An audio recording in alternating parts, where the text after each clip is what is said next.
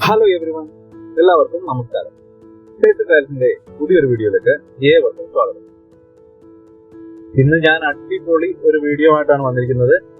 മലയാളികളുടെ വികാരമായ പൊറോട്ടയുടെ കോമ്പിനേഷൻ. അപ്പൊ ഇന്ന് ഞാൻ വന്നിരിക്കുന്ന ഒരു അടിപൊളി ഡിഷുമായിട്ടാണ്. ക്രിസ്മസ് ഒക്കെ അല്ലേ വരാൻ പോകുന്നത്. ക്രിസ്മസ് സ്പെഷ്യലായിട്ട് ഒരു സ്പെഷ്യൽ ബീഫ് കറി തയ്യാറാണ്. അപ്പൊ ക്രിസ്മസിന്റെ തലേന്ന് നല്ല തിരക്കായിരിക്കും. കുട്ടികളൊക്കെ വീട്ടിലുള്ള ഒരു ദിവസമല്ലേ.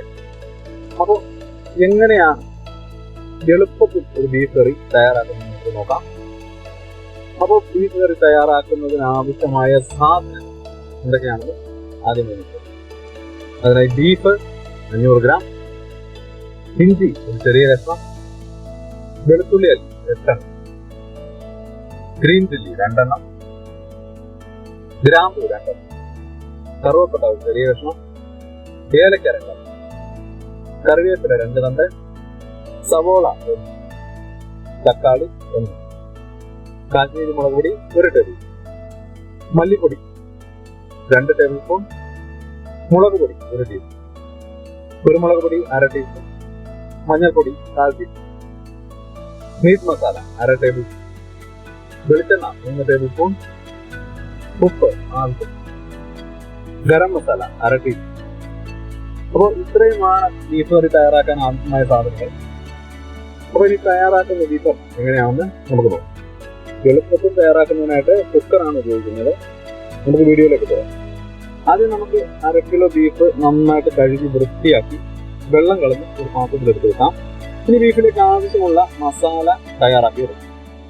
അതിനായി മിക്സിയുടെ ഒരു ജാർ എടുത്ത് അതിലേക്ക് 2 ചെറിയ കഷ്ണം ഇഞ്ചിയും 7 വെളുത്തുള്ളി അരിയും 2 പച്ചമുളകും 2 ഗ്രാമ്പൂ 2 ഏലക്കി 1 കഷ്ണം കറുവപ്പട്ടയും 2 തണ്ട് കറിവേപ്പിലയും കൂടിയിട്ട് മിക്സിയിലൊന്ന് ചതച്ചെടുക്കും. അപ്പൊ ഇനി ചതച്ചെടുത്ത ആ ജാറിലേക്ക് തന്നെ ഒരു സവാള കട്ട് ചെയ്ത് ഒരു മീഡിയം സൈസിലുള്ള പഴുത്ത തക്കാളിയും കൂടി കട്ട് ചെയ്ത് വെച്ച് കൊടുക്കും. ഇനി ഇതിലേക്ക് കുറച്ച് പൊടികൾ ആഡ് ചെയ്ത് കൊടുക്കാം. 1 ടേബിൾ സ്പൂൺ കാശ്മീരി മുളക് പൊടിയും 2 ടേബിൾ സ്പൂൺ മല്ലിപ്പൊടി, ഒരു എരിവിനായിട്ട് 1 ടീസ്പൂൺ അളവിൽ മുളക് പൊടിയും 1/2 ടീസ്പൂൺ അളവിൽ കുരുമുളക് പൊടിയും കൂടി ചേർത്ത് കൊടുക്കും. ഇനി ഇതിലേക്ക് 1/4 ടീസ്പൂൺ അളവിൽ മഞ്ഞൾപ്പൊടിയും 1/2 ടേബിൾ സ്പൂൺ അളവിൽ മീറ്റ് മസാലയും കൂടി ചേർത്ത് ഒന്ന് ക്രഷ് ചെയ്തെടുക്കും. അപ്പൊ ക്രഷ് ചെയ്താൽ മതി, അരക്കേണ്ട കാര്യമില്ല. കണ്ടോ? അപ്പൊ ഇതുപോലെ വേണം ഇങ്ങനെ ചതച്ചെടുക്കും. വെള്ളം ഒട്ടും ചേർക്കരുത്. ഇനി നമുക്ക് കുക്കർ ഒന്ന് ചൂടാകാൻ വേണ്ടി അടുപ്പത്ത് വെക്കാം.